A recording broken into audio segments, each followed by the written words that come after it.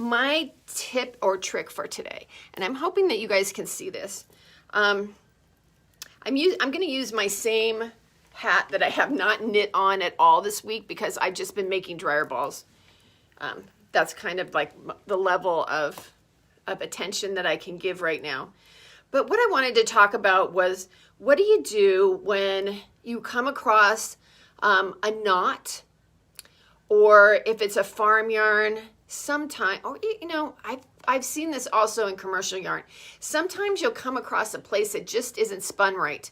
It's like when they're, they've run out of roving to spin here and they're putting a new one on, and then there's like a blub right there, right?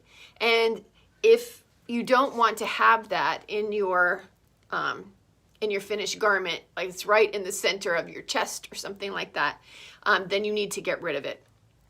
So here are a couple of things that you can do, that you should do, and I'm going to show you the way that I connect new yarn, which I really like a lot, so I'll talk to you about that.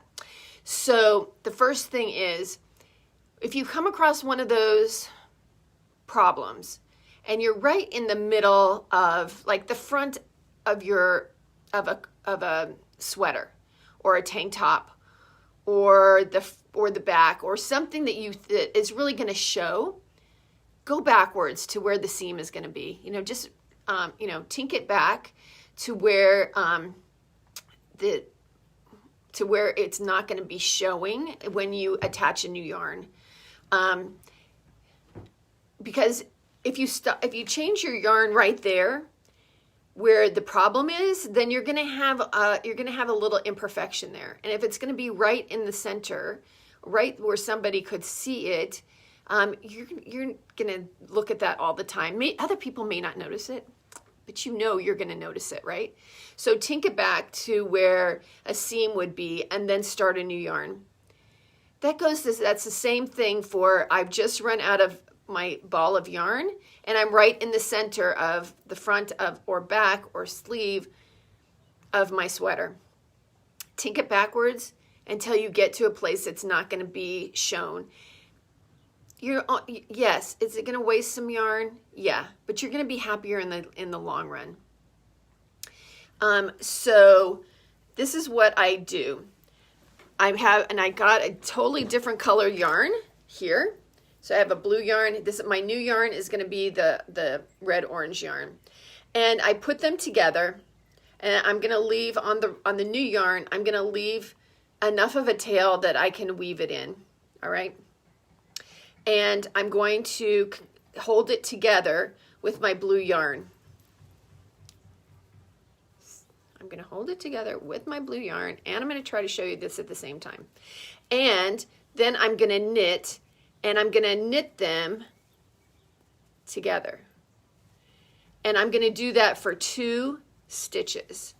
So here you go. So I have my 2 stitches. Let's get that in focus. Have been knit with both the blue and the orange. And yes, those 2 stitches are going to be a little bit bigger, bulkier, but it's only just going to be 2 stitches. And if you tinked it back to a side seam, then it should be fine. You're not going to see that. Why do I do this? I do this because then I don't have that big gap. If you stop a yarn one place and then the next stitch you pick up a new yarn, you're going to have a hole in there, right? And it never quite goes away. So then you will drop your old yarn, which would be my blue yarn, and you go on your merry way, blah, blah, blah. And so here I've got my 2 stitch, I'm going to have to turn it this way. Here I've got my 2 stitches that have both the new yarn and the old yarn. And then I start using my new yarn. And you can see I don't have any holes there, right? So it helps you with the tension. It doesn't create a hole that you have to somehow fix. And then after you get through, or whenever, if you want your future self to be thanking your past self, you can weave in those ends right away. You just have to remember when you come back around that those are not 4 stitches, those are 2 stitches, okay? And then you just knit those up as regular stitches together. That's my tip and trick of the day. I've done it many times the other way, and you have a hole, and it looks terrible.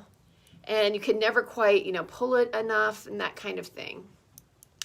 That is my tip for the day. Is there anything else I wanted to say about that? Nope, that was it. So if you have a knot, or if you have an inconsistency, or if you run out of the yarn, number 1, tink it back to a place where it's going to be unseen. And number 2, take your old yarn and your new yarn, knit them together for 2 stitches, drop the old yarn, and keep going with your new yarn. When you come back around, remember to knit those as 1 stitch, 1 stitch. Okay? I think you'll be happy with that. Helen says she really likes the tips. Yeah, thank you. I'm trying my best. What are all the things that I've learned that have helped me a lot?